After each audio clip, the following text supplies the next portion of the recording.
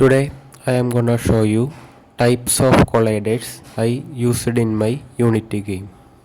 For our player, I used a capsule collider. In most games, game devs use a capsule collider for characters and NPCs.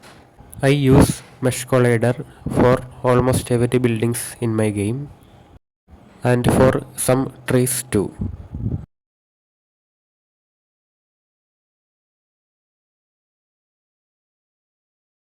For our truck model, I use different colliders. Like for the front part, I use mesh collider, and for the wheel, I use box collider.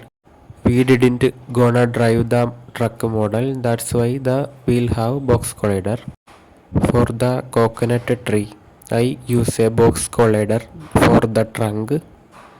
We have a spear collider on the top, but actually we didn't need it because the player never gonna reach the top.